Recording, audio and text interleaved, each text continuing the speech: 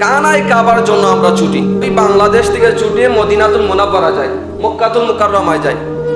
একজন ইমানদার বান্দার চাইতে কি কাবা দামি নাকি? কাবার চাইতে ইমানদার দামি, দুনিয়ার সব কিছুর চাইতে বান্দা দামি। কাবা তো পাথরের কাবা। একজন ইমানদার যখন আল্লাহকে জয় করে ফেলে, ওই কাবার চাইতে মানুষটা দামি হয় না। শুধু তাই না, একজন বান্দা ফেরেশতাদের চাইতে 1000 গুণ দামি, যদি বান্দা বান্দার মতো হয়। যদি বান্দা আল্লাহকে পাওয়ার মতো পাইতে পারে, ওই বান্দা দুনিয়ার আল্লাহর সৃষ্টি মানে সবকিছুর চাইতে দামি হয় না। যদি মনে করেন সিদ্দিকে আকবরকে এক পাল্লার মধ্যে রাখেন আর তামাম জাহানকে এক পাল্লা রাখেন, সিদ্দিকে আকবরের সমান হবে? কখনো সম্ভব? একদিন আম্মা জান আয়েশা রাদিয়াল্লাহু তাআলা আনহু, আল্লাহ রাসূল সাল্লাল্লাহু আলাইহি সাল্লাম বলেন, ইয়া রাসূলুল্লাহ, এই যে আকাশের মধ্যে চাঁদ দেখা যায়, এই চাঁদের সমপরিমাণ কারো আমল আছে আপনার উম্মতের মধ্যে? আমার কামলিওয়ালা নবী বলেন, এই যে আকাশের তারকা দেখা যায়, ওই তারকার সমতুল্য একজনের আমল আছে, তিনি হলেন হযরতে হাফসার আব্বা হযরতে উমরের আমল। বলুন সুবহানাল্লাহ। হযরতে উমরের আমল আকাশের তারকার চাইতেও বেশি। তো আম্মা জান আয়েশা রাদিয়াল্লাহু তাআলা আনহার মুখটা মলিন হয়ে গেল। আল্লাহ রাসূল সাল্লাল্লাহু আলাইহি সাল্লাম বলেন, কি রে আয়েশা, তোমার চেহারা মলিন হয়ে গেল কেন?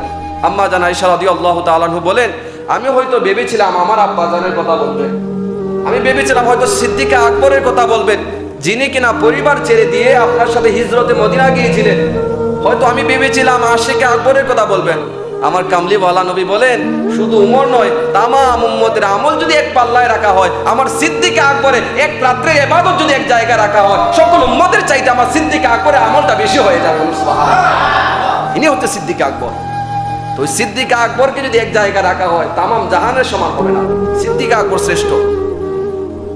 একজনের সাহাবীর কথা বললাম, আবু বকর, উমর, উসমান, আলী, এরা তো পরেই আছে। আলীর কথাই যদি বলি, শেষ কিভাবে করবো? আল্লাহ রাসূল সাল্লাল্লাহু আলাইহি সাল্লাম আলীর হাত ধরে বললেন, মান কুনতু মাওলা ফাহাদা আলিয়ুল মাওলা, আমি যার মাওলা আলীও তার মাওলা। সুবহানাল্লাহ।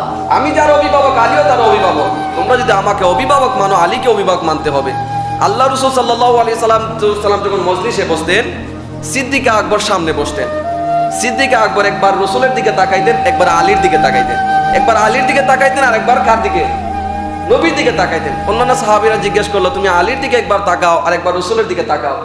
তাও বকর রাদিয়াল্লাহু তাআলা আনহু বলেন, আমার কামলিওয়ালার জবান থেকে দেখেছি আলীর জিকির করাও ইবাদত, আলীর দিকে তাকানো ইবাদত। আমি এই জন্য রাসূলের দিকে একবার তাকাই, একবার আলীর দিকে তাকাই। বলুন সুবহানাল্লাহ। আল্লাহ রাসূল সাল্লাল্লাহু আলাইহি সাল্লাম হযরত আলীর ব্যাপারে বলেন, আনা মাদিনাতুল ইলমি ওয়া আলিয়ুল বাবুহা। হাদিস কয়টা বলবো আলীর শানে? আল্লাহ রাসূল এটাও বলেন, হক যেদিকে, আলী যেদিকে হক সেদিকে। তুমি যদি আলীর বিরোধিতা করো, তুমি কখনো ঈমানের স্বাদ পাবে না।